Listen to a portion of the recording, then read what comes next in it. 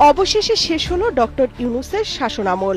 ১.৫ বছরের শাসনে ডক্টর ইউনূস বাংলাদেশকে কি দিয়ে গেলেন? ডক্টর ইউনূস বাংলাদেশে মব সন্ত্রাসকে প্রাতিষ্ঠানিক রূপ দিয়েছেন। তিনি বলেছিলেন অর্থনীতি চাঙ্গা করবেন, বাংলাদেশ সিঙ্গাপুর হয়ে যাবে খুব তাড়াতাড়ি। কদিন পর দেখা গেল বাংলাদেশ উত্তর কোরিয়ারও নিচে। পরে আরও অভিযোগ উঠল, তিনি যাদের বিদেশ থেকে দেশ গড়ার কাজে নিয়ে এসেছিলেন তাদের কেউ কেউ বিদেশি নানা কোম্পানির এজেন্ট। ফলে দেশের গুরুত্বপূর্ণ সবকিছু বিক্রি করার তোড়জোড় শুরু হলো।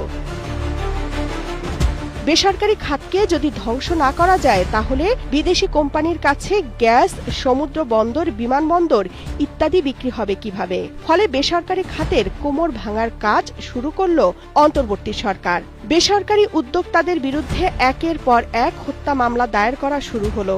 মব বাহিনী শিল্প কারখানায় নির্বিচারে লুটপাট এবং অগ্নিসংযোগ করতে লাগলো। ব্যবসায়ীদের ব্যাংক অ্যাকাউন্ট জব্দ করে হয়রানি করা হলো।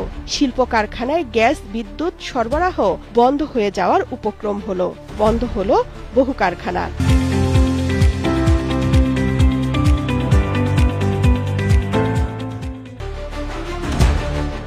অর্থনীতির বিভিন্ন সূচক বলছে গত 18 মাসে ডক্টর ইউনূস দেশের অর্থনীতি ফোকলা করে ফেলেছেন। 1.5 কোটি বেকার আর 2 কোটি চরম দরিদ্র মানুষ সৃষ্টি করেছেন।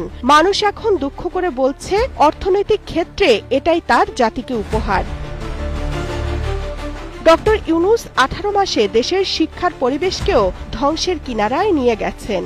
শিক্ষাঙ্গনে স্বাভাবিক পরিবেশ নেই। কথায় কথায় মারামারি, ক্লাস বন্ধ, অন্য শিক্ষা প্রতিষ্ঠানের সাথে সংঘর্ষের ঘটনা ঘটছে প্রতিনিয়ত। গত 18 মাসে গণমাধ্যমে এক আতঙ্কের পরিবেশ বিরাজ করছে। বাংলাদেশ প্রতিদিন, কালের কণ্ঠ, ডেইলি সান, প্রথম আলো, ডেইলি স্টার সহ বিভিন্ন গণমাধ্যমে হামলার ঘটনা ঘটেছে। মবের শিকার হয়েছেন গণমাধ্যম কর্মীরা। হত্যা মামলার আসামি করা হয়েছে বহু সাংবাদিককে। গ্রেপ্তার করে জেলে পুরা হয়েছে কাউকে কাউকে। রাজনীতির বিষ বাষ্প থেকে খেলাধুলাকেও মুক্ত রাখতে পারেনি অন্তর্বর্তী সরকার। 18 মাসে বিশ্বের দরজা বাংলাদেশের পাসপোর্টধারীদের জন্য বন্ধ হবার উপক্রম হয়েছে।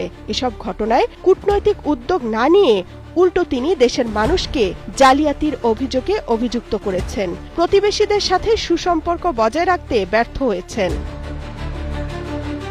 প্রধান উপদেষ্টা হিসেবে ডক্টর মোহাম্মদ ইউনূস রাষ্ট্রীয় খরচে বিশাল বহন নিয়ে বিভিন্ন দেশ সফর করে স্বল্পতম সময়ে রেকর্ড করেছেন।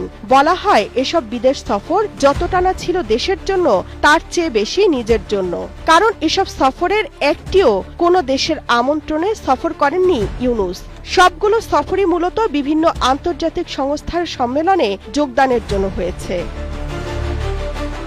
নিজের ও তার কাছের লোকদের আখের গুছানোর জন্য তিনি কি করেছেন এই ফিরিস্তি অনেক লম্বা। তবে ডক্টর ইউনূস তার শাসনামলে বাংলাদেশকে একটি অমানবিক ও ব্যর্থ রাষ্ট্র হিসেবে বিশ্বের দরবারে তুলে ধরেছেন। ডক্টর ইউনূস 18 মাসে জানিয়েছেন তার বিনিময়ে তিনি কি এদেশের মানুষকে একটি জিনিস দিতে পেরেছেন যার নাম শান্তি, যার জন্য তিনি নোবেল পুরস্কার পেয়েছিলেন। এ প্রশ্নের উত্তর সাধারণ মানুষ দিচ্ছে হাটে ঘাটে মাঠে সোশ্যাল মিডিয়ায়। Desk report, Kaler Kantho.